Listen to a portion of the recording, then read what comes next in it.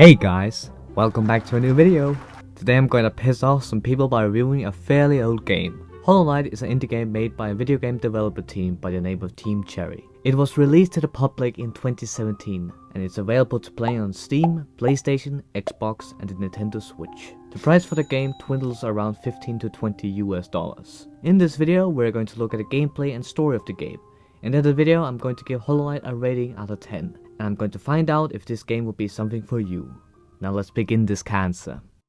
Hollow Knight is an RPG slash platformer slash Metroidvania game. You play as a nameless character where you discover an old kingdom, filled with many different enemies, bosses, realms and upgrades. In your journey you meet friendly NPCs who help you in your adventure, or just decide to give you nice conversations about decay and death. As to story, well, the game doesn't really tell you. Hollow Knight is a lore game, like Final Fantasy Freddy's, Minecraft and Dark Souls.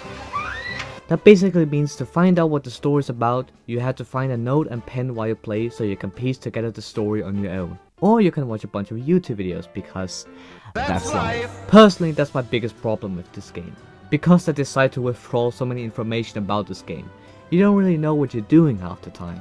Because everyone talks like they have been taking too many classes in Shakespeare. I don't think there's anything wrong with telling a story below the surface for people who like to look into that sort of stuff. Even I like to do it.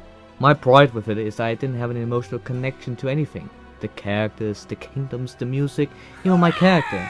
When I finally beat the game, I had no feeling inside of me except confusion. Undertale, for an example, knew how to tell a story and make a deep lore simultaneously. Imagine if Undertale took that away from you, and you had to read into everything to make sense of what you're doing.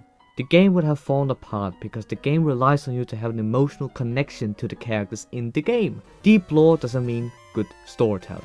But that's story. Let's talk gameplay. Now there's two kinds of gameplay in this game. Platforming and hand-to-hand combat. And they are both gratifying to perform. The platforming in this game was the thing that truly surprised me by a long shot. What I expect in a platformer is I have full control over my character. That sounds obvious, but I have played so many games where the platforming is god awful. A prime example is Super Mario Bros. 3. Platforming in that game is what I would like to call heavy control. Every time I jump, I never feel like I have full control where Mario is going to land. And every hitbox he gets close to makes me want to scream of anxiety.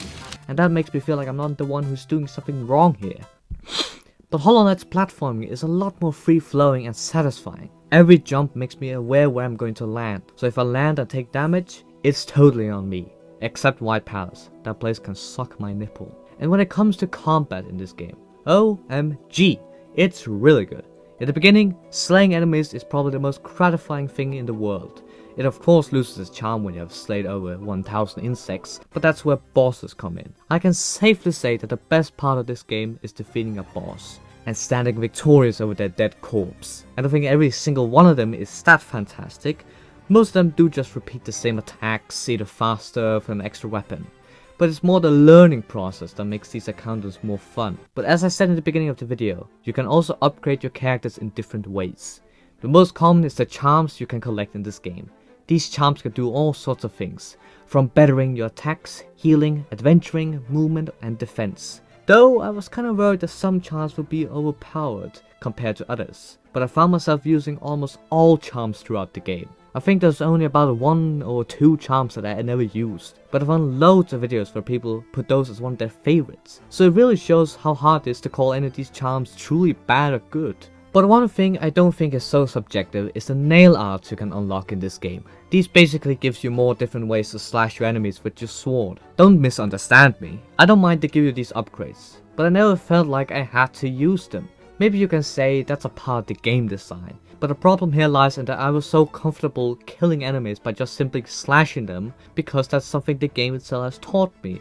But then when I get a completely new power up where the game doesn't give me one reason to use this viable option, why should I then use it?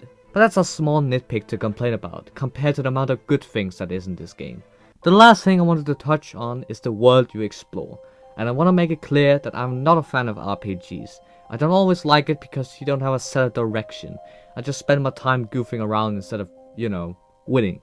But Hollow Knight invites you to explore this vast world, from the beautiful terrains you go to the fun upgrades you can fill your inventory with, and the challenging bosses and enemies you can encounter. Now when I think about it, most RPGs are like this. Never mind. So in conclusion, Hollow Knight is a fun experience filled with hunting, exploring, and platforming. If you like a good challenge, this will definitely be a good game for you. It's vast with color, music, and personality that can cure your depression. But not me. If you expect an emotionally impactful experience, this game will not deliver. Maybe for those who love a deep lore, but not for most normal people. By the way, it's okay to like lores. I just like a well-written story too, okay? This game will make you play it again. Not because of the story, but because of the fantastic gameplay. For a very generous price of $15 to $20 depending on where you live, I definitely believe you should check it out, especially for those who love adventuring and a fine wine of challenge. I would give Hollow Knight a 8.4 out of 10.